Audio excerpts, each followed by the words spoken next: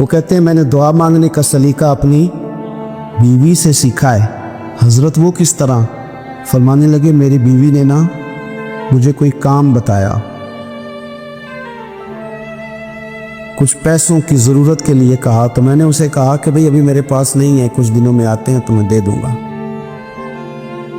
عورتوں کی عادت ہوتی ہے وہ بار بار یاد کراتی ہے۔ 2-4 دنوں کے بعد پھر اس نے کہا حضرت وہ میں نے کہا تھا کچھ پیسے، میں نے اسے کہا کہ ابھی میرے پاس نہیں ہے، کچھ دنوں میں ملتے ہیں تو میں تمہیں دے دوں گا۔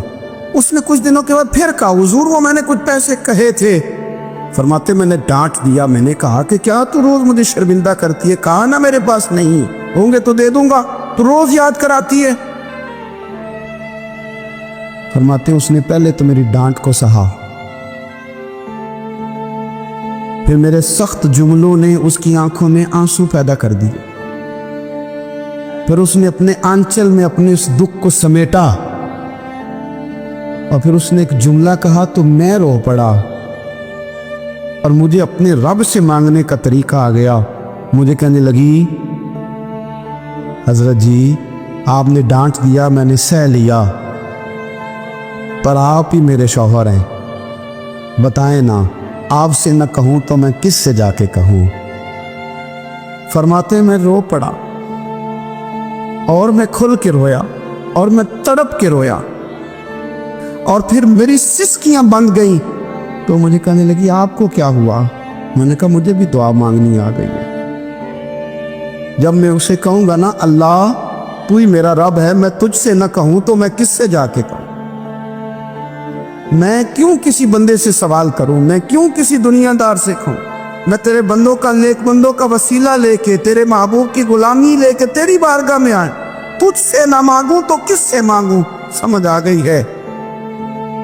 جب میں اس رنگ میں مانگوں گا تو تیرا رب میرے اوپر بڑا ہی فضل فرمائے گا، وہ میرے اوپر بڑی رحمت کرے گا، وہ میرے لیے آسانیاں کرے۔ عزیز دوستو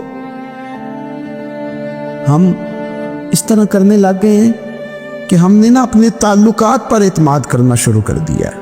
میرے تعلقات بہت ہیں، ہم نے اپنی دولت پر اعتماد کرنا شروع کر دیا ہے، میرے پاس دولت بہت ہے۔ ہم نے اپنے علم پر، اپنی شہرت پر اعتماد کرنا شروع کر دیا ہے کہ میرے پاس فلاں چیز بہت ہے۔ یاد رکھنا جب بے نیاز اپنی صفت بے نیازی دکھاتا ہے تو بڑی بڑی دولتوں والے مجبور نظر آتے۔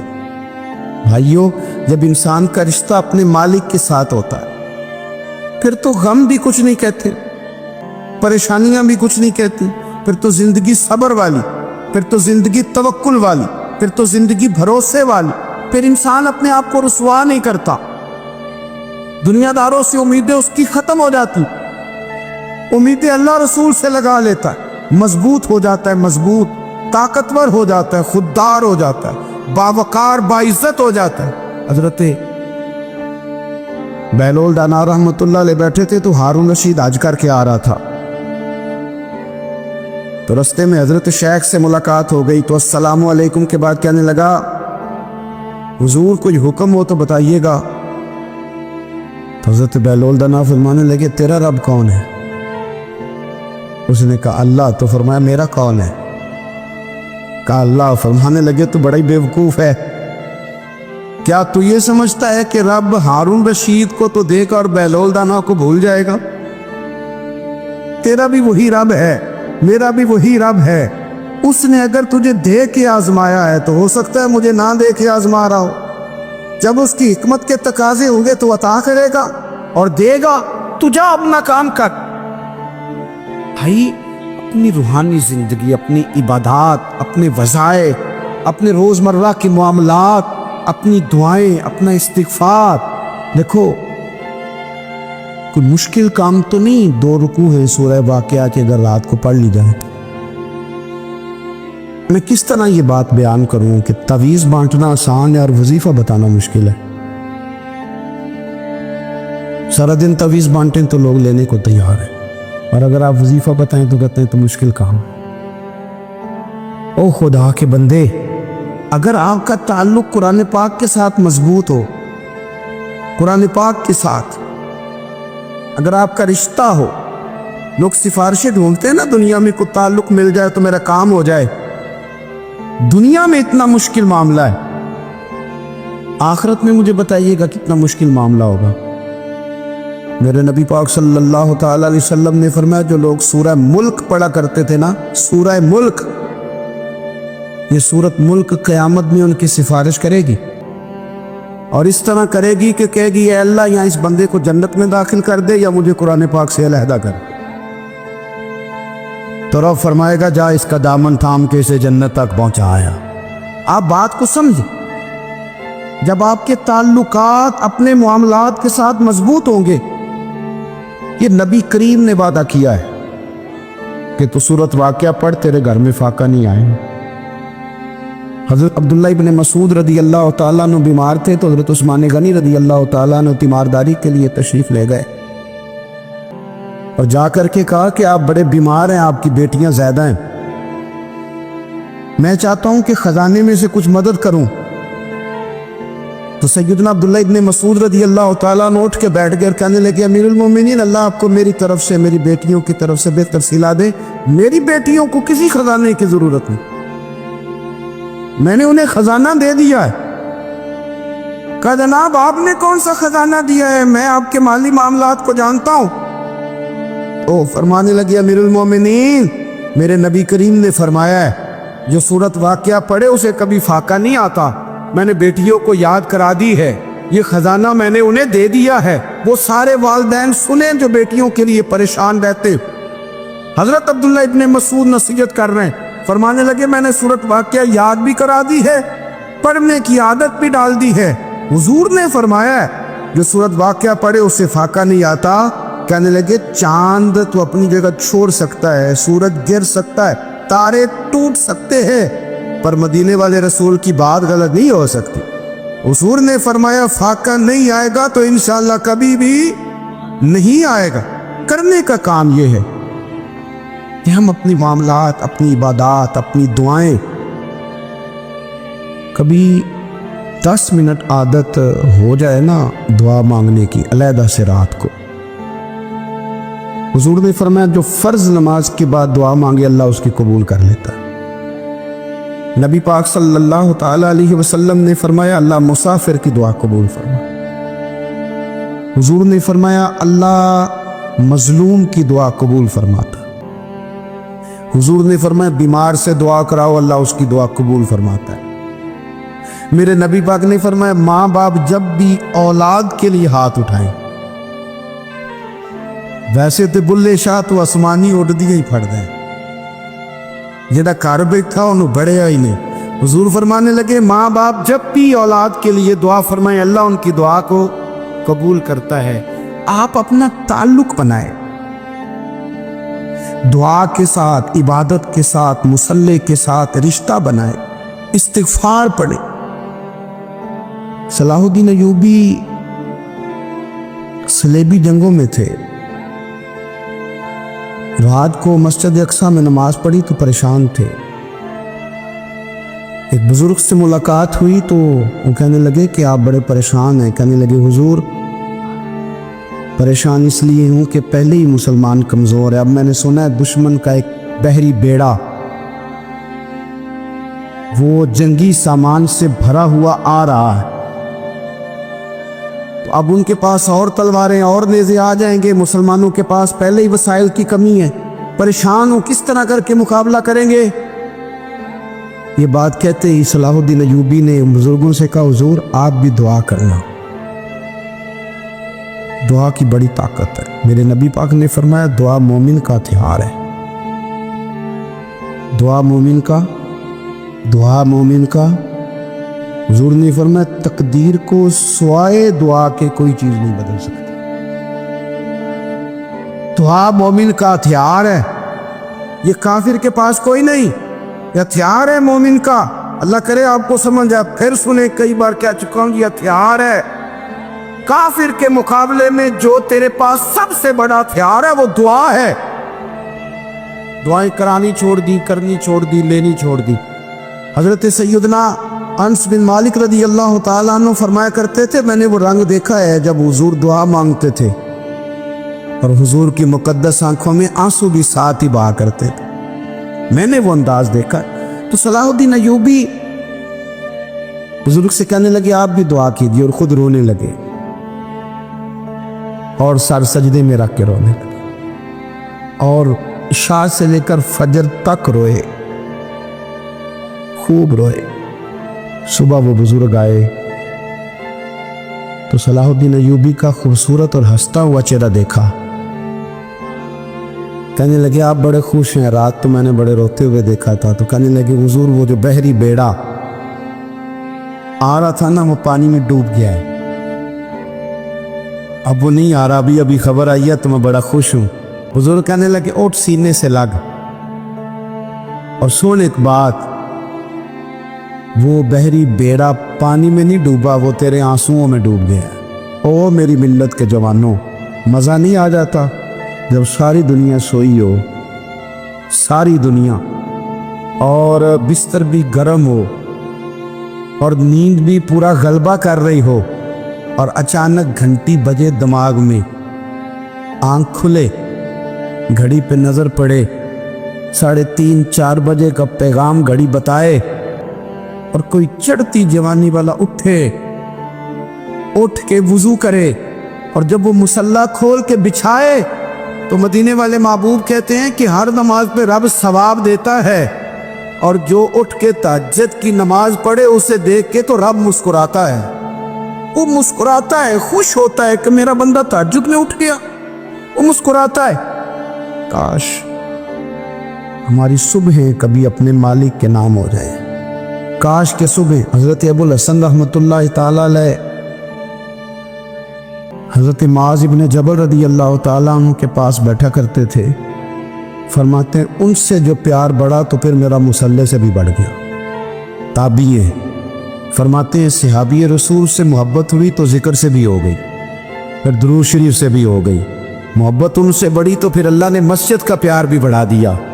آپ فرماتے ہیں کہ میری ہر وقت بھی یہ چاہتی تھی کہ بس اللہ اللہ کروں، بس اللہ اللہ کروں، بس نہ میں ذرا تھوڑی جان چھڑاؤں لوگوں سے، کوئی 10 منٹ ملے تو میں کچھ 4 نفل پڑھ لوں، میں تھوڑا سا نہ بچوں لوگوں سے، اور مجھے تسبیح ملے تو میں نہ کچھ 400-500 دفعہ استغفار پڑھوں، سبحان اللہ، الحمدللہ، اللہ اکبر، لا حول ولا قوت الا باللہ، میں نہ تسبیحات پڑھوں۔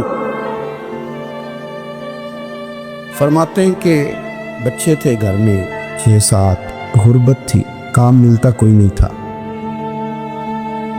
اور میں کام چور نہیں تھا، کام ڈھونڈتا تھا، پر اللہ کی قدرت کے کام نہیں ملتا تھا۔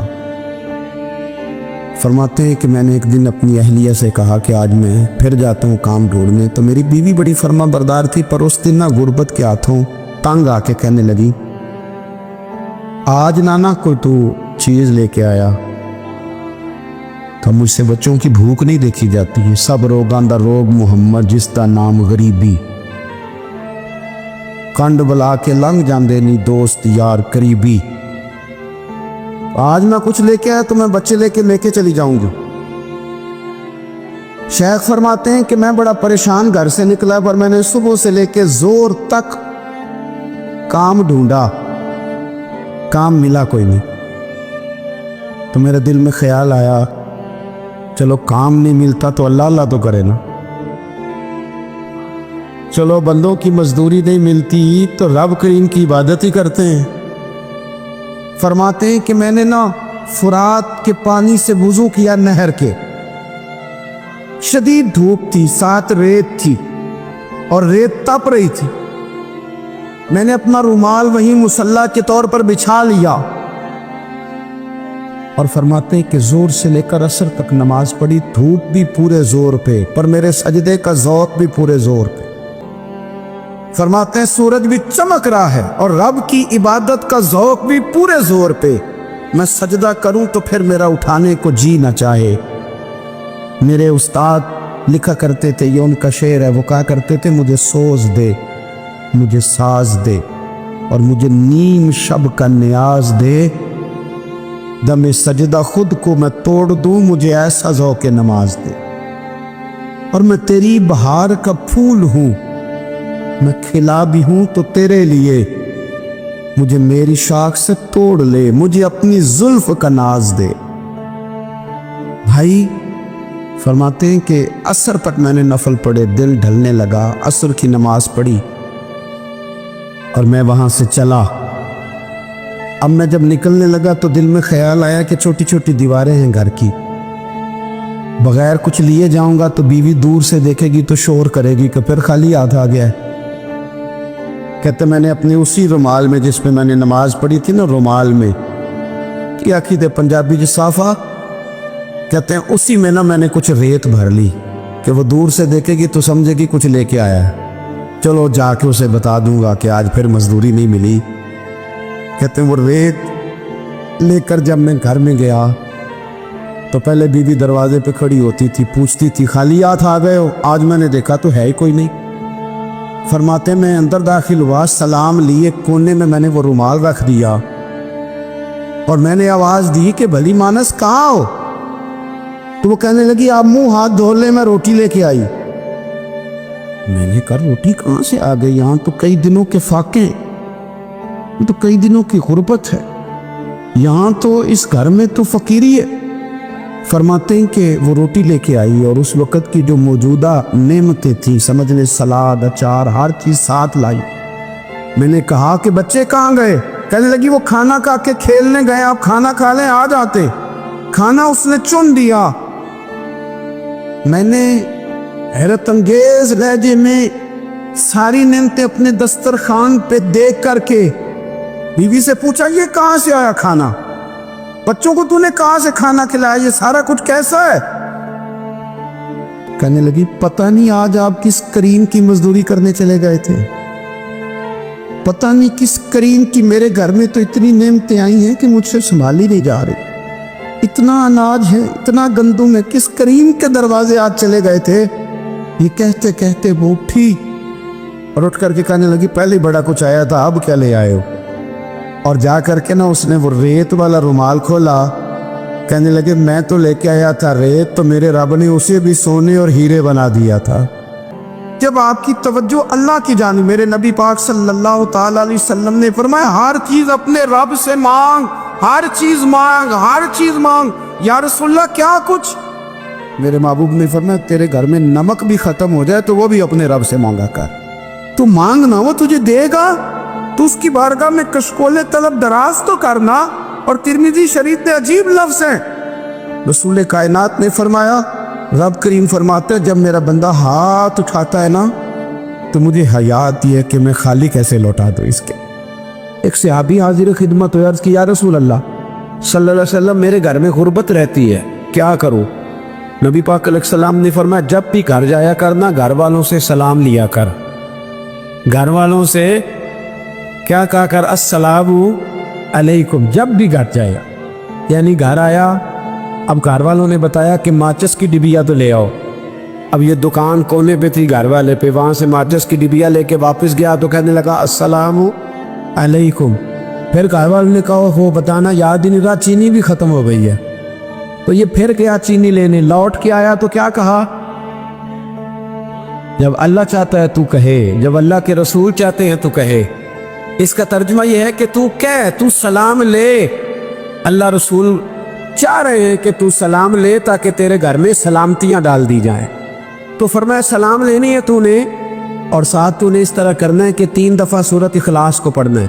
امام قرطبی نے اس کو لکھا ہے۔ اس نے کہا حضور غربت بڑی ہے، غربت بڑی ہے تو کہ وظیفہ بتائیں؟ فرمایا جب بھی گھر جاؤ سلام لو اور 3 دفعہ سورۃ اخلاص پڑھو۔ وہ صحابی کہتے ہیں میں پکا ہو گیا۔ اب وہ کچھ دنوں کے بعد، کچھ عرصے کے بعد، کچھ مہینوں کے بعد واپس آئے تو صحابہ کرام علیہم رضوان فرماتے ہماری خواہش تھی کہ یہ کچھ بیان کرے، اب بتائے جو وظیفہ لے کے گیا تھا اس کا رزلٹ کیا نکلا؟ کہتے اس نے بڑی حیرت انگیز بات کی، حیرت انگیز عجیب انداز میں۔ کچھ لوگوں کا دل ہوتا ہے نا کہ مجھے ملے میرے پڑوسی کو نہ ملے، اور کچھ کا دل ہوتا ہے یار مجھے بھی ملا ہے اور الحمدللہ میرے پڑوسی کو ملا ہے۔ تو صحابی جب حاضر ہوئے تو صحابہ کہتے ہیں ہمیں تجسس تھا کہ یہ کچھ بتائیں، تو حضور نے فرمایا کیا حال ہے تیرا؟ کہا یا رسول اللہ کمال ہی ہو گئی ہے حضور، میں جب بھی گھر جاتا ہوں سلام لیتا ہوں اور 3 دفعہ سورۃ اخلاص پڑھتا ہوں، میں تو امیر ہو ہی گیا ہوں، میرے تو ہمسائے بھی امیر ہو گئے۔ کتنا پیارا ہے یہ جملہ، کتنا حسن ہے۔ اتنا اچھا لفظ کسی اور کے پاس ہے ہی نہیں جو الفاظ ہمیں ہمارے رسول نے عطا فرمایا. اس کو اپنائیے، اس کو اپنائیے. یہ الگ بات ہے کہ لوگ مطلب کے لیے سلوٹ کر لیتے ہیں بڑا سارا، لیکن مطلب کے لیے نہیں. جس کو جانے اس سے بھی سلام لیں، جس مسلمان کو نہیں جانتے اس سے بھی. تو نبی پاک نے ہمیں مسنون دعائیں سکھائیں. رات کو جب سونے لگے اللہ کے رسول صلی اللہ علیہ وسلم نے ہمیں دعا سکھائی. حضور نے فرمایا جب سونے لگو تو مسلم شریف میں فرمایا تم نے یہ دعا پڑھنی، اللہم باسمک اموت و احیا. تم نے کہنا اے اللہ میں تیرے نام پر مرتا ہوں اور تیرے نام پر جیتا ہوں. نبی پاک صلی اللہ علیہ وسلم نے ایک حدیث میں فرمایا کہ یہ جو نیند ہے نا یہ موت کی چھوٹی بہن ہے، یہ موت کا ایک حصہ ہے. جس طرح انسان سو جائے تو کوئی خبر نہیں ہوتی کیا ہو رہا ہے، بالکل وہ اٹھا ہے تو اس نے کہا ہو یہ کیا ہوا. سو جاتا ہے نا آدمی، اسے خبر نہیں ہوتی. اوہو میں نے تو 11 بجے اٹھنا تھا، یہ تو 3 بج گئے. اب اسے خبر نہ رہی. سوتے ہوئے لوگ چوری کر لیتے ہیں، بلکہ اس طرح بھی ہوتا ہے کہ آدمی نے گکھڑ اترنا تھا، وہ پنڈی سے آ رہا تھا لیکن وہ سویا ہوا تھا. آنکھ تب کھلی جب کاموں کی آ گیا تھا. اب اس کا اس پر زور ہے تو فرمایا کیا پتا اب تو کھل گئی کاموں کی، جا کے لاہور جا کے کسی جگہ پہنچ کے تو یہ بھی ممکن ہے کہ کھلے ہی نہ. نیند ہی موت کا سبب بن جائے تو تو کہہ کے سو کہ یا اللہ تیرے نام پہ سو رہا ہوں. اللہ کس نام پہ سو رہا ہوں یار؟ اگر ہم ان دعاؤں کا حسن سمجھے مت، اللہم باسمک اموت و احیا، یا اللہ میں تیرے نام پہ سوتا ہوں اور تیرے نام پر اٹھتا ہوں. گویا کہہ رہا یا اللہ میری نیند بھی تیرے فضل سے ہی ہے، اور اگر آنکھ کھل جائے تو وہ بھی تیرے فضل سے. کتنا اعلیٰ نبی پاک علیہ السلام نے انداز سکھایا. اور پھر بخاری شریف میں حدیث موجود ہے، فرمایا جب اٹھو تو کہو الحمدللہ الذی احیانا بعد ما اماتنا والیہ النشور. فرمایا جب تم سو کے اٹھو تو پھر کہو اے اللہ ساری تعریفیں تیرے لیے، تمام تعریفیں جس نے ہمیں موت کے بعد حیات دی. موت کے بعد فرمایا احیانا بعد ما اماتنا، ہمیں مرنے کے بعد گویا اللہ کا شکر ادا کر کے آنکھ کھل گئی. دیکھیں کس طرح اسلام مسلمان کو اللہ کے ساتھ جوڑتا ہے. فرمایا شکر کر، آنکھ کھل گئی. کہ یا اللہ تیرا شکر ہے تو نے موت کے بعد ہمیں دوبارہ حیات عطا فرمائی، یہ شکر ادا کرو. گویا تم یہ نہ کہنا کہ میں اٹھ گیا ہوں تو میرا کمال ہے، یہ نہ سمجھنا میں اٹھ گیا ہوں تو میں بڑا پابند ہوں، جب میں ارادہ کر لوں کہ میں نے 11 بجے اٹھنا ہے تو پھر میں اٹھ جاتا ہوں. یہ نہ کہنا کہ یہ الارم بڑا اچھا ہے، یہ مجھے اٹھا لیتا ہے. ذہن کے اندر خیال کر کہ نیند تو موت کی طرح تھی، یہ جو میں اٹھ گیا ہوں تو اپنے رب کے فضل سے اٹھتا ہوں. جو میں اٹھ گیا ہوں، جو ابھی اٹھے وہ تو بول دینا کم از کم کہ میں اپنے رب کے فضل سے اٹھ گیا. تو دعا سکھائی. پھر دیکھیے نبی پاک صلی اللہ علیہ وسلم نے فرمایا جب تم بیت الخلاء میں جاتے ہو نا، واش روم میں جاتے ہو تو گندی چیزیں ہوتی ہیں، وہاں شیطان ہوتے ہیں، جنات ہوتے، یہ گندگی پہ ہوتے. جب تم واش روم جاؤ، بیت الخلاء جائے، تب بھی دعا مانگو. کیا دعا مانگو؟ وہ دعا بھی نبی پاک صلی اللہ علیہ وسلم نے ہمیں تعلیم فرمائی اور بخاری میں ہے. کہا پڑھا کرو اللہم انی اعوذ بک من الخبث والخبائث. کہو اے اللہ ناپاک چیزوں سے میں تیری پناہ مانگتا ہوں، وہ نر ہوں یا مادہ ہوں. اللہ میں تیری پناہ مانگ. واش روم کے اندر بہت ساری بری چیزیں ہوتی. جوان میری بات پر توجہ فرمائیں، وہاں بہت ساری گندی چیزیں ہوتی. انسان کئی دفعہ واش روم میں جاتا ہے، اسے وسوسے زیادہ آتے ہیں. یہ نوٹ کریں میری بات. اصل میں نا ہم پاٹ ڈھونڈ رہے ہیں علاج اپنی بیماریوں کا، حالانکہ علاج تو سارا مدینے والے رسول کے پاس موجود ہے، محبوب کے پاس ساری دوائیاں ہیں. تو نبی پاک علیہ السلام دیکھیں نا، انسان واش روم میں جاتا ہے اسے وسوسے آتے، برے خیالات آتے، وہ گناہ کی طرف کئی دفعہ مائل ہوتا ہے. تو کہا تو دعا پڑھ کے جا، اللہم انی اعوذ بک، یا اللہ میں تیری پناہ مانگتا ہوں، من الخبث والخبائث، ہر خبیث اور بری چیز سے میں تیری پناہ مانگتا ہوں، وہ نر ہو یا. یار کتنا عظیم دین ہے، کتنا عظیم میرے مصطفیٰ کریم کا وہ والا دین ہے. اصل میں اللہ کرے پی اے پاس بچے کو بیت الخلاء کی دعا بھی یاد ہو جائے، ایسے یاد ہو جائے، اور اس کے ماں باپ سمجھ لے کہ جوان ہو گیا ہے اب ہو سکتا ہے اس کی طرف شیطان حملہ زیادہ کرے، اسے خراب کرنے کی کوشش کرے، تو لہٰذا اسے دعا سکھائی جائے تاکہ اس کو پہلے سے پتا ہو کہ میں نے اس بے ایمان سے بچنا کس طرح سے۔ اب آپ دیکھیے نبی پاک علیہ الصلوۃ والسلام نے ہمیں دعا سکھائی مصنف ابن ابی شیبہ میں۔ کون سی دعا؟ واش روم سے نکلنے کی۔ اللہ اکبر، بڑی زبردست دعا ہے، بڑی زبردست۔ آپ یقین کریں اس ایک ایک دعا پر ایک ایک پورا بیان ہو سکتا ہے، ایک ایک۔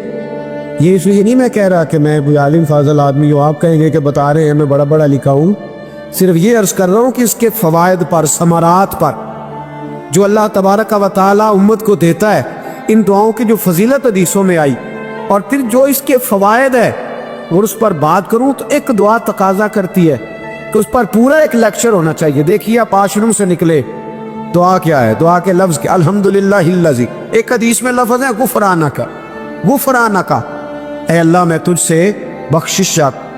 اور جو مشہور اور معروف ہے مصنف ابن ابی شیبہ کی روایت، فرمایا الحمدللہ الذی اذھب عنی العذاب عافانی، فرمایا اے اللہ تیرا شکر ہے، واش روم سے نکلا ہے تو کہہ رہا ہے یا اللہ تیرا شکر ہے تو نے مجھ سے اذیت دور کی، وعافانی، اور تو نے مجھے عافیت عطا کر دی، اذیت دور کر دی اور عافیت۔ بولیے واش روم سے نکلا ہے تو کیا کہتا ہے؟ یا اللہ تیرا شکر ہے تو نے مجھ سے اذیت دور کر دی اور مجھے عافیت۔ ڈاکٹر، حکیم، ہومیوپیتھک ایک چیز پر متفق کم ہوتے ہیں، پتہ ہے نا آپ کو، لیکن اس بات پر سب کا اتفاق ہے کہ اگر کسی کو قبض ہو جائے نا تو شاید 70 یا 72 بیماریاں لگ جاتی ہیں اس کو۔ اور جب آدمی کو قبض ہوتی ہے نا، پیٹ کے اندر فضلہ جم جاتا ہے، خارج نہیں ہوتا، اس کو اعصاب کی بیماری ہوتی، اس کے ذہن پر اثر ہوتا ہے اس چیز کا۔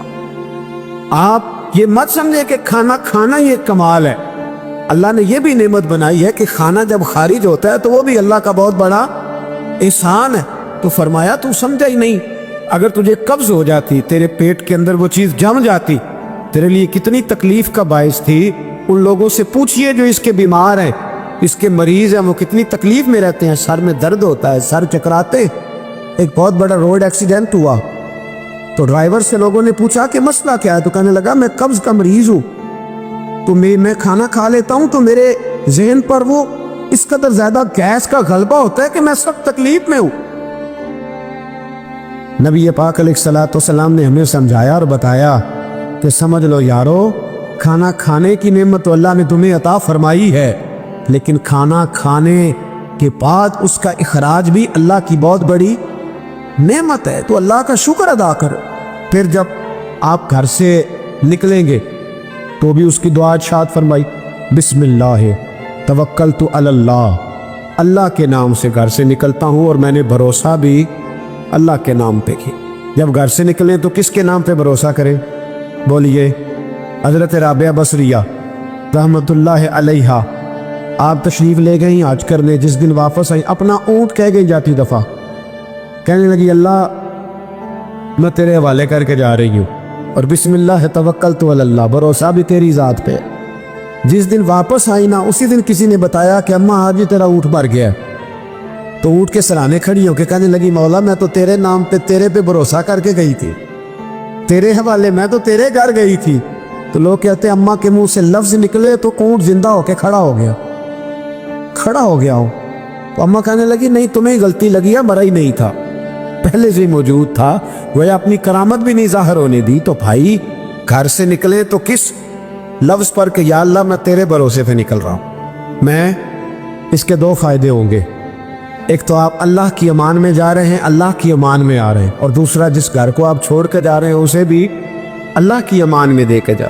تو کتنا لذت والی دعا ہے جو نبی کریم علیہ السلام نے ہمیں سکھائی۔ اب ذرا حدیث سنیں خوش ہو کے، دیکھیں حضور نے دعا سکھائی، فرمایا جب دیکھ لو نا کسی کو ہنستا ہوا، کیا کرتا ہوا؟ ماشاءاللہ، آپ تو ہنسنے لگے۔ جب کسی کو ہنستا ہوا دیکھو تو کہا کرو اضحک اللہ سنک، یہ دعا، یہ بخاری ہے، فرمایا دعا مانگا کرو جب کسی مومن کو ہنستے ہوئے دیکھو تو دعا مانگو اضحک اللہ سنک، اللہ تجھے ہنستا ہی رکھے۔ اللہ تجھے بولیے جل نہ جایا کرو کہ میں پریشان ہوں تو یہ ہنس کیوں رہا ہے، جھلا نہ کرو بلکہ کیا کہا کرو اللہ تجھے ہنستا رکھے، اللہ تجھے۔